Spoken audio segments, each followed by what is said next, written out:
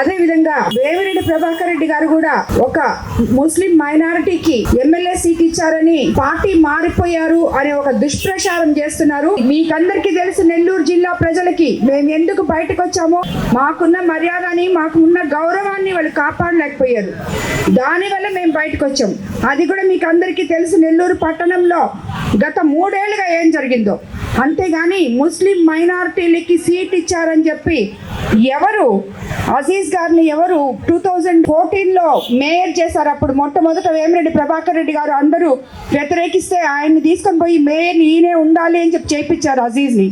కాబట్టి ఈ రోజు కూడా అజీజ్ మాతోనే ఉన్నారు. తెలుగుదేశంకి వచ్చినా కూడా మేము అప్పుడు అన్యాయం చేస్తుంటే ఇప్పుడు ఉండరు కదా. అలాగే ఇక్కడ బుచ్చి మండలంలో కానీ కోవూరు మండలంలో కానీ జిల్లా వ్యాప్తంగా ఎక్కడికి పోయినా ముస్లింలు వేమిరెడ్డి ప్రభాకర్ రెడ్డి గారికి ముస్లిం సోదరులు మంగళ హారతులు పడుతున్నారు.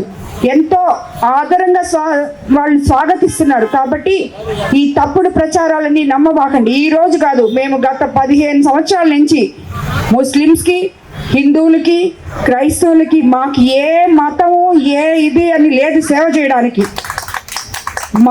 మనుషుల్లో దేవుళ్ళను చూసుకునే మా ఇద్దరికి ఎవరైనా ఒకటే. అదొక్కటే గుర్తుపెట్టుకోండి. ఇవన్నీ మీరు ఎవ్వరూ నమ్మబాకండి.